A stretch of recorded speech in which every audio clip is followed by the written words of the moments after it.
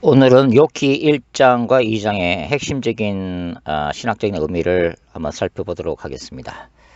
욥기 1장과 2장에는 하늘에서의 천상회의, 하나님의 법정, 하나님의 보호자 앞에서 일어나고 있는 일을 기록을 하고 있습니다. 물론 욥 자신도 그리고 욥의 세 친구들도 이 욥의 고난의 원인의 한 축을 이루는 이 욥기 1장과 2장의 배경에 대해서는 전혀 모르는 상황에서 논쟁이 계속되죠.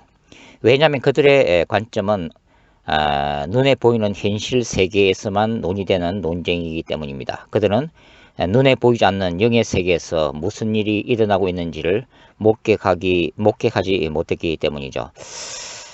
그럼에도 불구하고 우리에게 늘 의문이 드는 것은 뭐냐면 그 기독교 사람들이 늘 주장하듯이 왜 하나님은 사탄과 내기를 했냐 하는 것입니다. 그리고 그들의 표현에 따르면은 욥이란 인물은 하나님을 경외하고 하나님을 믿었음에도 불구하고 결국은 하나님과 사탄이라고 하는 인간의 힘으로는 능력으로는 어떻게 할 수 없는 영적 존재들의 하나의 그 파워 게임에서 초래된 희생양이다라고 표현을 하고 있습니다. 어떤 분은 이것을 정치적, 종교적 희생양 메커니즘으로 설명을 하기도 하죠. 이것이 사실 기독교인들의 입장에서도 굉장히 곤혹스러운 문제임은 틀림이 없습니다. 사탄은 사실 하나님에 대해서 그 나름으로 영적 전쟁을 선포를 한 것이죠. 그러나 사실 피조물에 불과한 사탄의 입장에서도 전능하신 하나님의 대적은 되지를 못합니다. 그래서 사탄은 하나님과 직접적으로 대결하는 방식보다는 하나님이 기뻐하시는 하나님의 자녀에 대한 미혹과 시험을 통해서 간접적으로 하나님의 뜻과 영광을 무너뜨리기를 늘 추구하는 그런 존재라고 할 수 있죠. 그래서 사실은 욥이라고 하는 인물은 결국은 사탄을 향한 하나님의 거룩한 전쟁의 대리자로서 있다고 해도 지나친 얘기는 아닐 것입니다. 욥은 자신에게 닥친 이 고난의 문제, 삶을 통해서 하나님에 대해서 하나님의 정인으로서 올바른 처신과 또 정인으로서의 올바른 증거를 해야만 했고, 결국은 하나님이 욥을 신뢰하셨고 욥을 통한 그분의 대리적 거룩한 전쟁에서 승리케 하심으로 결국은 하나님이 영광을 받으셨다고 볼 수가 있습니다.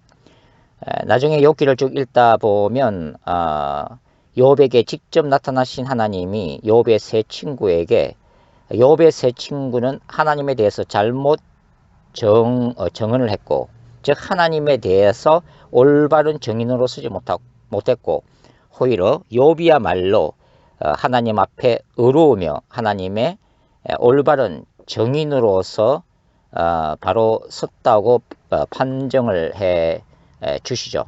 그것은 결국은 욥이 순간적으로 욥기 3장 같은 데서는 자기 생리를 저주하고 또 논쟁 가운데서도 흔들리는 모습과 절망하는 모습, 또 하나님을 원망하는 듯한 그런 말들도 쏟아냈지만 결국은 욥에 대해서 하나님은 최종적으로 어렵다고 판정을 해 주셨다는 것을 의미합니다. 즉 욥은 자기 삶 가운데 가장 인간이 감당하기 힘든 고난이라고 하는 그 어두운 영혼의 밤을 통과하면서 주님 앞에서 그 자신에게 닥친 그 거룩한 전쟁에서 승리했다고 우리가 볼 수가 있는 거죠. 욥기 1장과 2장에는 두 차례에 걸친 천상회의에 사탄이 참석을 하고 있는 모습을 볼 수가 있습니다. 사실 구약에서 하나님의 천상회의에 사탄이 자신의 뜻을 따라 들락날락하는 모습을 볼 수가 있죠. 구약에서 다윗의 인구조사에서도 사탄이 다윗을 하나님께 참소하는 모습 또 등장하고, 스가랴 3장에서는 제2의 그 스룹바벨 성전의 대제사장으로 사역할 대제사장 스가랴의 허물에 대해서 사탄이 참수하는 모습을 우리가 발견을 할 수가 있습니다. 그러나 신약으로 들어오게 되면 사실 상황은 달라지게 됩니다. 특별히 요한계시록 12장에는 십자가 사건, 그리고 예수 그리스도의 성천 사건을 중심으로 해서 천사장 미카엘과 사단과의 전쟁이 하늘에서 일어났고, 그 결과로 사탄이 땅으로 쫓겨내려는 그 환상을 기록을 하고 있죠.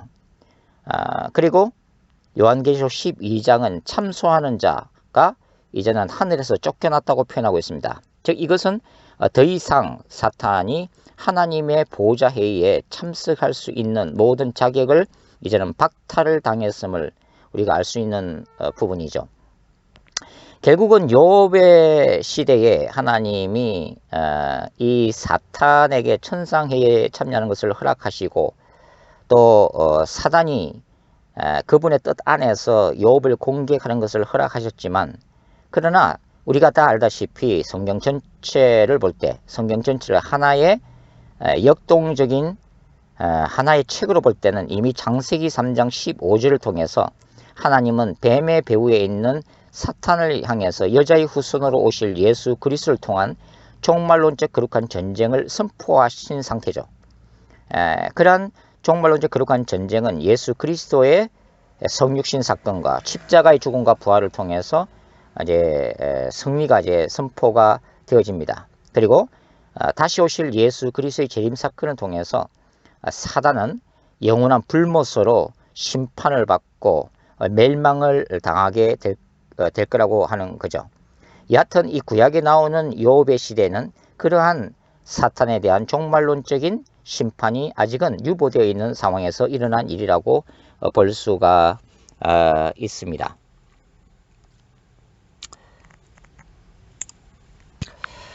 그럼에도 불구하고 아까 말씀드린 왜 하나님은 사탄의 참소를 받아들이고 의인인 욥에게 그렇게 고난을 허락하셨는가에 대한 답변은 여전히 단적으로 말하기 힘든 그런 부분임을 인정하지 않을 수가 없죠.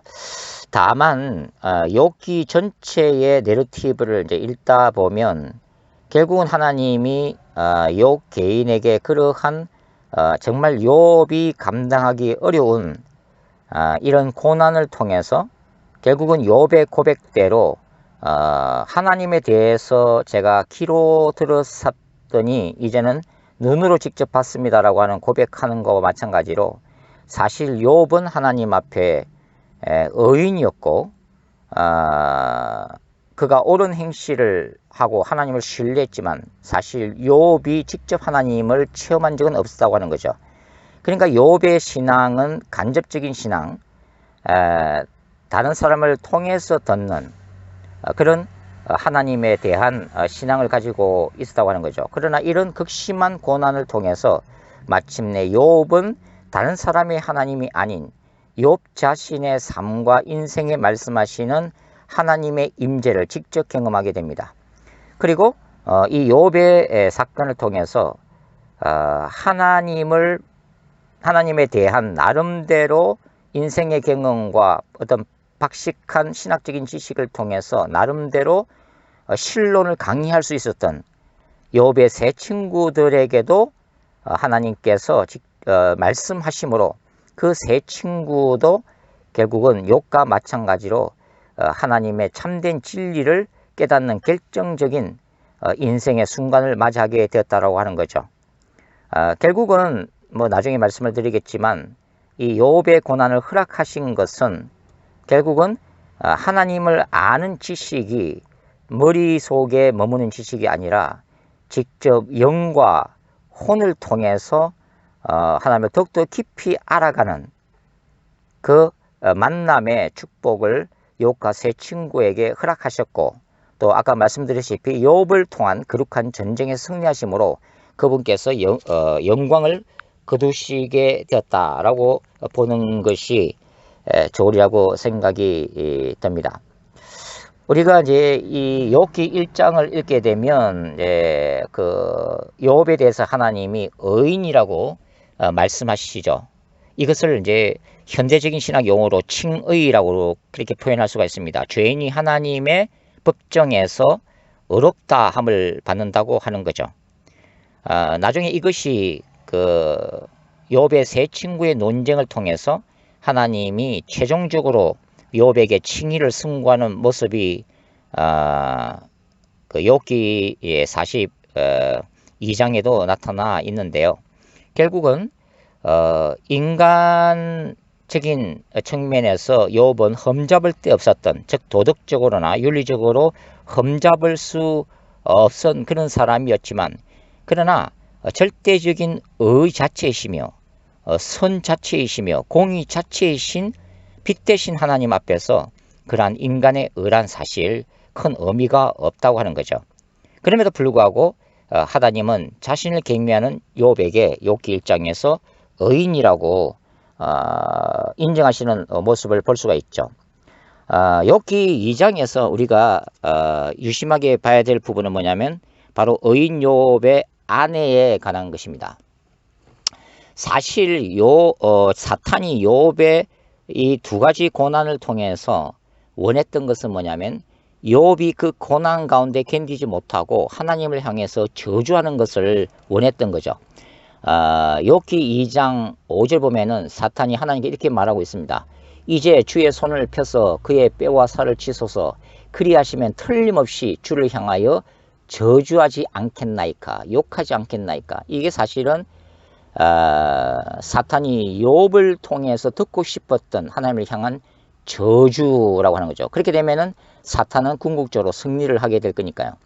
그런데 우리가 1장과 2장을 보면은 1장에서 전 재산과 자녀들을 다 뺏긴 욥의 놀라운 그 고백, 우리가 다 알다시피 1장 21절에는 이렇게 기록되어 있잖아요. 이르되 내가 모태에서 알몸으로 나왔사온즉 또한 알몸이 그리로 돌아가올지라 주신 이도 여호와시요 거두신 이도 여호와시오니 여호와 이름이 찬송을 받으실지어다 하고 이 모든 일에 욥이 범죄하지 아니하고 하나님을 향하여 원망하지 아니하니라. 참 놀라운 욥의 하나님을 향한 믿음과 신뢰를 볼 수 있죠. 2장에도 마찬가지입니다. 육신의 그 특이한 피부병 때문에 그 극한적인 고통을 겪으면서도 욥은 이렇게 얘기하고 있죠. 자기 아내의 그 비난에 대해서 2장 10절에 보면 그가 이르되 그대의 말이 한 어리석은 여자의 말 같도다.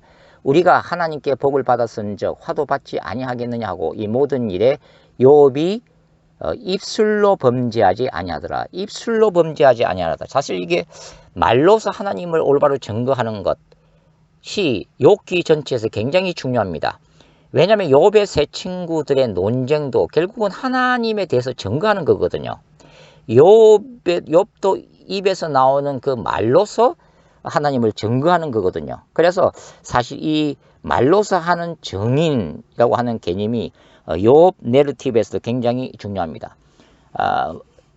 그 문제는 뭐냐면 바로 욥의 아내의 넘어짐입니다.